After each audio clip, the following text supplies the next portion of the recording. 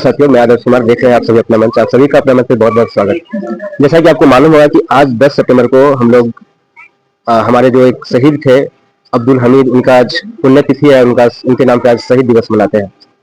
तो आज हम लोग ये जानना का प्रयास करते हैं कि आखिरकार इसके पीछे बैकग्राउंड क्या था। बहुत लोग को ये भी नहीं मालूम होगा कि वो व्यक्ति कहाँ से थे, कौन थे और उनका सफर कैसे रहा और वो कैसे, क्योंकि आज का जो समाज है उसमें देखिएगा कि अक्सर हमारा जो समाज है उसमें एक बहुत बड़ी एक नैरेटिव चल रही है, एक आइडियोलॉजी चल रही है, जिसमें कि आज हमारे देश में अलग अलग समाज में देखा जाए तो कहीं ना कहीं ये चीज देखने को मिलता है कि लोग समाज को तोड़ते हैं, धर्मों के नाम पे खास करके सबसे ज्यादा तोड़ते हैं। तो मैं बता दूं कि ये व्यक्ति जो अब्दुल हमीद थे, इनका जन्म धर्मपुर में हुआ।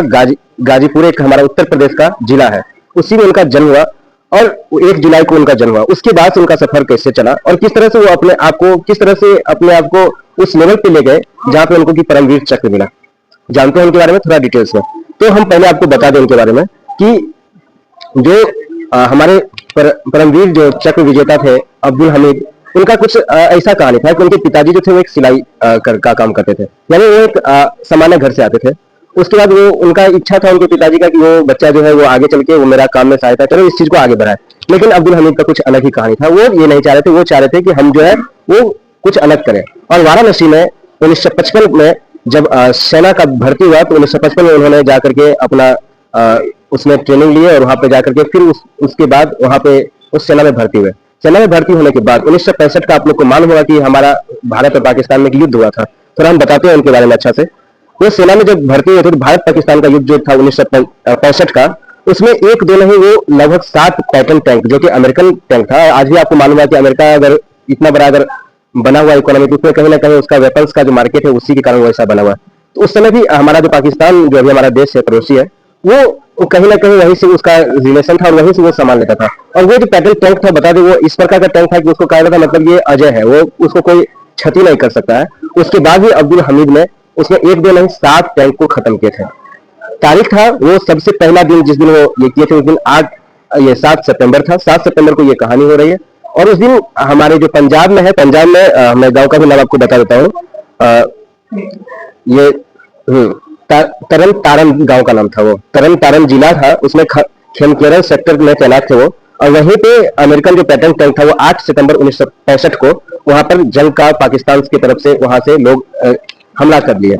हमला करने के बाद उस दिन सुबह 9 बजे चीना गांव के बाहरी इलाके में अब्दुल हमीद जीप से गन्ने के खेतों से गुजर रहे थे। उसी ड्राइविंग सीट के बगल में बैठे हुए थे। उन्होंने देखा कि पाकिस्तानी सेना जो है टैंक लेकर के भारत में आ रहे हैं। तो उसके बाद उन्होंने अपने जो उनका जो फायरिंग गन था उससे उसका अपने रेंज में लाने का इंतजार कर रहे थे। और उसी दिन उस समय ही 4 टैंक को उड़ा दिया। सुबह 9 बजे का ये घटना है, लगभग 11-12 बजे तक ये घटना हुआ। उसके बाद जब 4 टैंक को उड़ाए पाकिस्तानी टैंक को, तो ये बात जो है 9 तारीख को, 8 को ये घटना हुआ। 9 तारीख को उनका जो हेडक्वार्टर्स था वहां पे ये इन्फॉर्मेशन जा चुका था कि अब्दुल हमीद ने इतने टैंक को खत्म कर चुका है। उसके बाद वो 3 टैंक को 10 सितंबर को उन्होंने फिर उड़ाया। और ये युद्ध जो चला था आपको मालूम है कि बहुत भयंकर युद्ध हुआ था भारत और पाकिस्तान का 1965 का युद्ध। उसमें जब ये वहां पर उड़ाए थे टैंक को, उसी में किसी पाकिस्तानी सैनिक ने इनके नजर बनाए हुए थे और वो नजर बनाने के कारण उनको फिर वो फायरिंग के कारण उसी दिन उनका मतलब जान ले लिए, वो शहीद हो गए हमारे वतन के लिए। अब हम बताइए ये जो 7 टैंक मारना था, हो सकता है हम लोग बहुत लोग सोच सकते हैं कि ये चीज कोई बड़ी बात नहीं है, हो सकता है ये बात, लेकिन हम बता दें कि वो टैंक जो था वो टैंक को उड़ाने के बाद वो युद्ध का दिशा मुड़ गया था। और 1965 में फिर हमारा देश जो था उसने बहुत ज्यादा ही अच्छा से विजय भी किया था पाकिस्तान पे। आज तक पाकिस्तान कोई युद्ध सही से जीत नहीं पाया है। तो इसके पीछे कुछ ना कुछ कहानी है। अब थोड़ा हम आपको बता दें कि ये जो व्यक्ति है अब्दुल हमीद, आज हमारा समाज किस तरह से जा रहा है।